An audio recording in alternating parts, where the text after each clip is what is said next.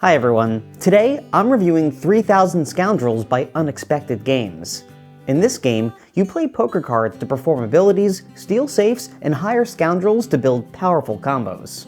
The Scoundrels are created by mixing job cards with trait cards for over 2,999 different possibilities. While prepping for this review, I played the game 2 times to really get a feel for it, and found myself loving every second. However, that's when I remembered. This is a game by publisher Unexpected Games. Before playing, I read the rulebook, set it up on my table, and knowingly sat down to play. And because of this, absolutely nothing about it was unexpected. In order to experience the game as the publisher truly intended, I realized I was going to have to devise a way to play it without letting myself know that I was playing it, keeping everything 100% unexpected. I spent 3 weeks preparing and was finally ready to not be ready to start. In each turn of 3000 Scoundrels, you have 3 steps to do. Plan, use abilities, and hire a scoundrel or use the sheriff's office. To plan, you choose one poker card from your hand, place it face down on an open slot of your player board, and say the slot number out loud. To do all of that without letting myself know, I bought a loaf of bread and took out 4 slices. I pushed each of the 4 poker cards in my hand into their own slice, mixed up the entire loaf, and put it back into my pantry.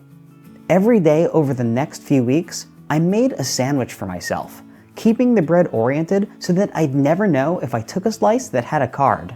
I also placed my player board onto the rotating glass tray inside my microwave. This way, when I microwaved the sandwich, the heat would cause the bread to expand. If the bottom slice was one with a poker card, the card would be released onto a random spot on the rotating player board. And since the microwave is above eye level for me, I would have no idea if this happened or not. I also picked up a part-time gig as a preschool tutor, teaching a baby numbers and letters on weekday afternoons.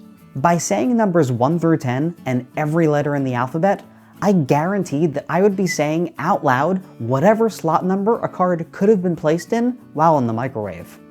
With that, the plan step of my turn was unknowingly complete. For the second step, use abilities, you use the player board ability on the slot where you place the poker card. 2 potential options are gain $3 and gain $4. In order to make sure I'd receive these amounts of in-game money in case I unknowingly picked one of those abilities, I filled a bunch of envelopes with $3 and $4. Every day of the previous 2 weeks, I would mail out 2 of these envelopes to fake addresses in made-up countries.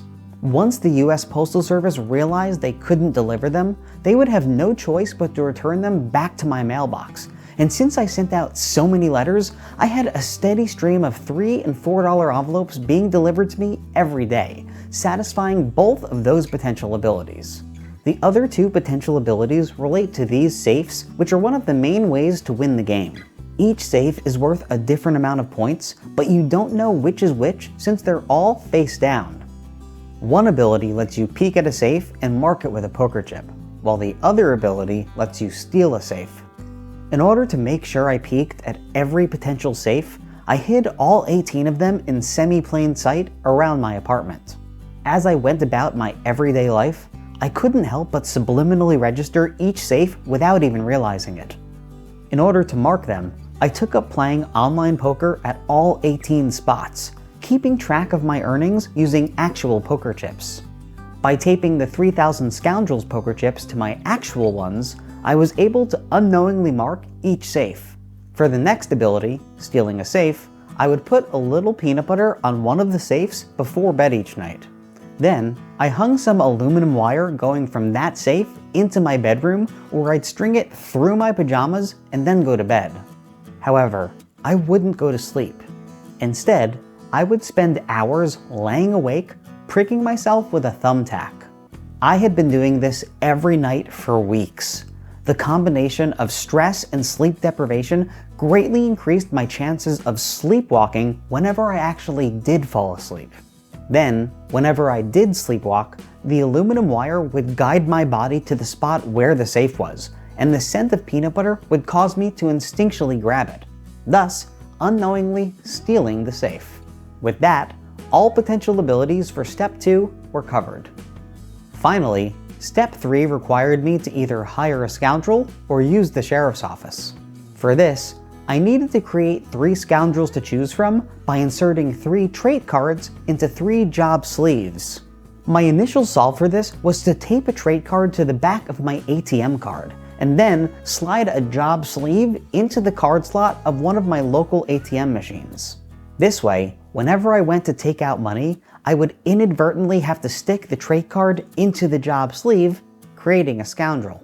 However, the owner of the shop the ATM machine was in got very angry with me, and I had to abort. Instead, I decided to open my own bank. I placed a bunch of money into an old shoebox and created a cardboard ATM, which allowed me to execute my original plan flawlessly. With scoundrels available to choose from, I was able to continue with Step 3, choosing a scoundrel or using the sheriff's office. I'm extremely glad there was an option here.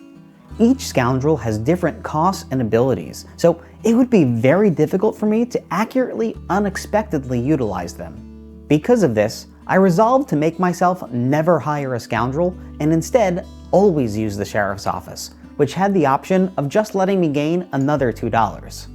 To accomplish this, when I sent out my earlier envelopes of money, I just added in some additional $2 envelopes to the outgoing mail. With Step 3 covered, everything I needed to do to unknowingly technically perform all aspects of a turn were taken care of.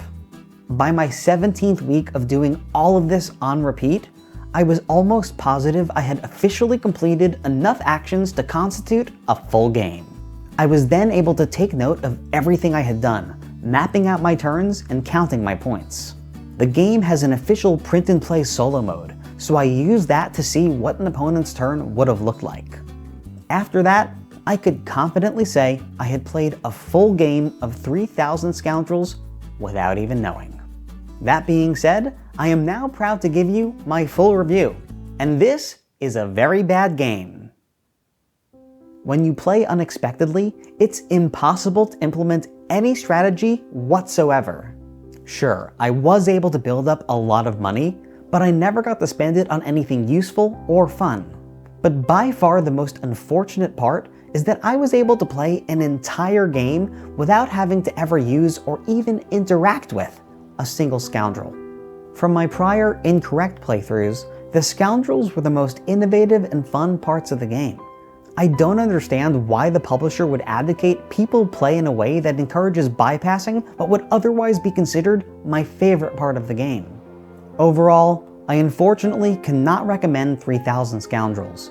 I understand that board games have become an oversaturated market and companies need to do things a little differently in order to stand out, but in my opinion, this is just a little too different, and the 17 weeks it took me to play was just a bit much. Now, if you'll excuse me, I've got to go retrain my body how to sleep.